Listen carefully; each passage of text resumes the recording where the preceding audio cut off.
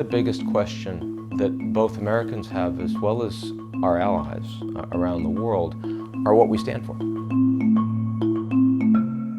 There's a lack of foreign policy strategy. You know, we had a world where the geopolitics were both very stable but very dangerous. We're now entering into a world that is both unstable and dangerous. And it's at this precise time that Americans are saying, yeah, we're the superpower, but we don't necessarily know what we want to do with it. What do we stand for? Who are we in the world?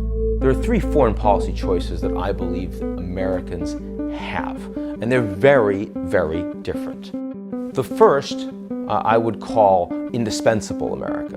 And indispensable America means that, you know, we don't necessarily want to be the world's policeman, but the fact is no one else is going to do it.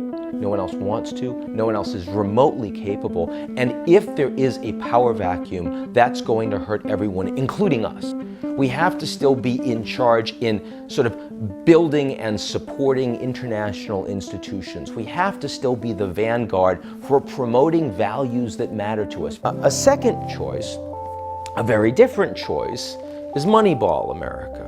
This idea that the United States, we're still the richest country in the world, but the idea that we're going to promote democracy everywhere, there's a lot of pushback from that. What we're going to do is really spend the money, spend our resources in the places that really matter the most for us.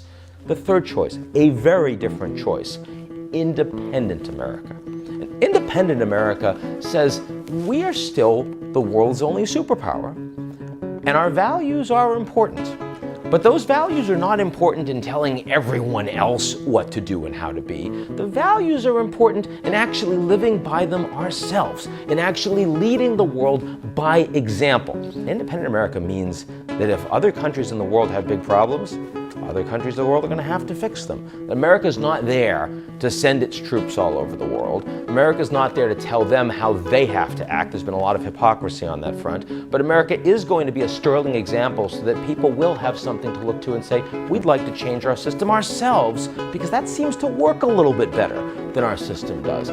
These are three radically different perspectives on what the world's only superpower can do with that superpower to shape the world in a way that will be not only more conducive for Americans today, but also gives us the best chance of having a bright future. It needs to start from the leadership. They need an American leader that tells them, this is what we're going to do. It's been so much easier for China. They're so much smaller, and yet they have the ability to actually say, here's the policy. We're going to build our own concept of a Marshall Plan, pumping, you know, hundreds of billions of dollars into countries overland, oversea, in the region to get them to be more aligned with Chinese interests. The Americans did that once. We did it with the Marshall Plan.